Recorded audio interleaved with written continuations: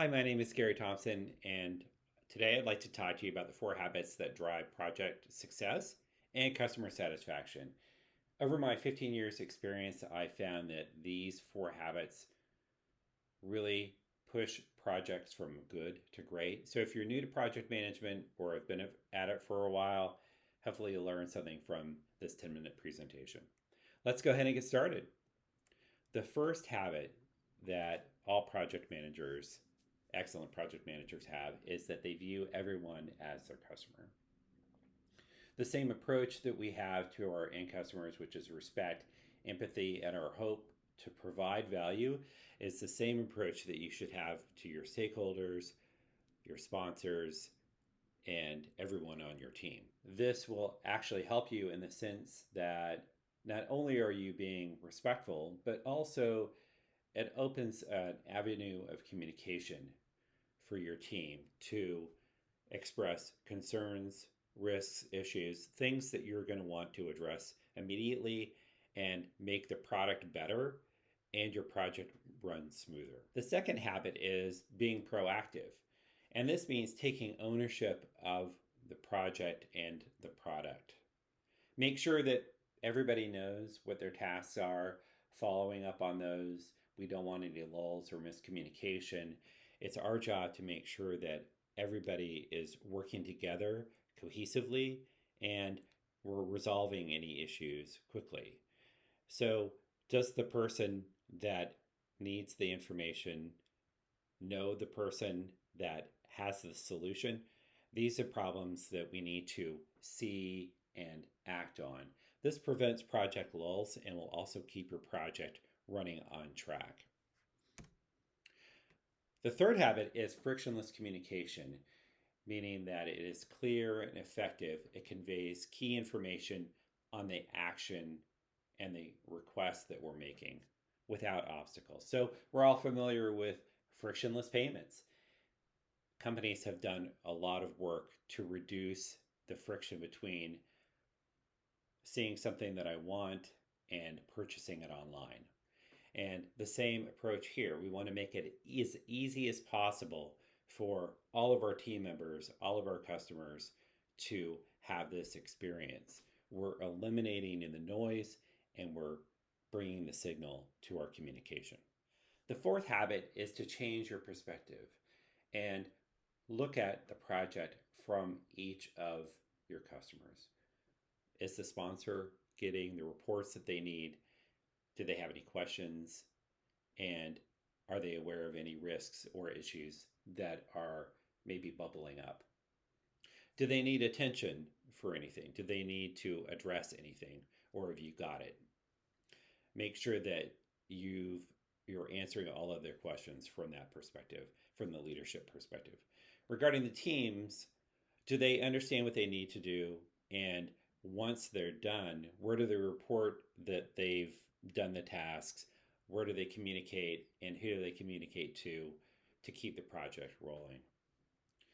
Lastly, for the end customer, use this product or service that you're generating. Is there anything missing from your experience? And if so, make sure that you're addressing that and it's addressed in the project. So let's look at a couple of examples. The first example is one where a risk has become an issue and the contractor has said that they can't meet a specific deadline, that they're going to be a little bit later. So we're going to consult our planning documents, conduct research, and make sure that we understand what the contingency plan is that we documented. We're also going to discuss with team members to make sure that everybody's on board with this plan. And lastly, we're going to reach out to our sponsor and we're going to make things easy for her using that frictionless communication, pushing that information.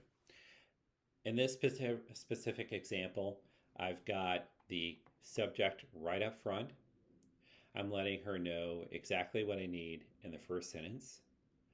I'm letting her know the project scope. She's got a lot on her plate, and bringing the scope up will remind her what this project is.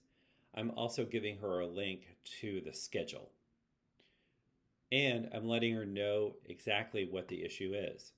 Contractors cannot meet the May 1st deadline. that they're going to meet the July 15th, which is a delay. Who knows if they're going to keep delaying? So I've got some background explaining that we've got this in contingency plans and we're following those plans. I've set up a meeting with her. I found some free time on her calendar. I've set up a meeting with the key people that we need in order for her and the team to decide how to interact with this issue and resolve it quickly. I've also got contingency plans, which I've outlined here.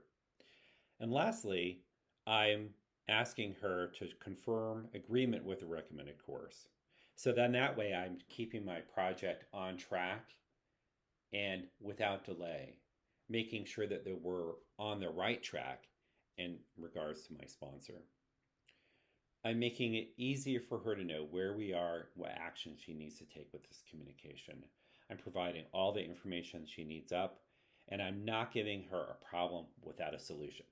I'm giving her a problem and the solution at the same time and just confirming that she agrees with it. For reporting, work with your customer and figure out exactly what they're looking for in the information that you're providing. Do they want a burn-down chart of your schedule? Maybe they want a Gantt chart, and that's easier for them to read and consume. You might include something that has a report of several items that they can click on with different tabs.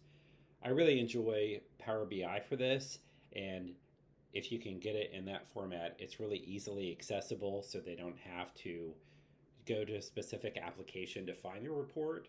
It's something that could be sent out throughout the enterprise and your organization, ensuring that everybody understands where your project is, real-time and precise information, and if possible, if you can automate this, that makes it even better. The second and last item that I have for you is communication hubs. I like SharePoint and Teams because this allows me to use a hub for people to access documents, collaborate with each other, understand the timetables, and also gives them meeting resources.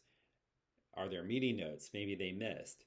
Are you providing that information? So communication hubs are vital for successful projects. Lastly, the communication hub that's important is for your customer. Here you're going to want to explain the benefits that your product or service provides. You're also going to ensure that they have the support information that they need. In many cases, we can't always determine what questions or issues are going to come up. If we have a communication hub, we can put that information right out front. You might also want to provide open forums and give customers the option to come to you with questions.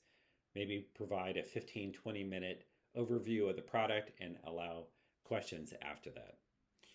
Lastly, you might even consider a community of practice where anybody can come in and help each other out. All right, let's go ahead and wrap up with some takeaways. Make sure that we're seeing everyone as our customer. We're going to be an owner of the project and take ownership of everything and proactively push the project along with communication, making sure everybody's got what they need. Employ frictionless communication, minimize the noise, and go to the signal, what you want and what you need, making sure that that communication is frictionless and there are less obstacles in their way. Last, view everything from the customer's perspective. What does the project look from the sponsor's level, the team members, and the end customer?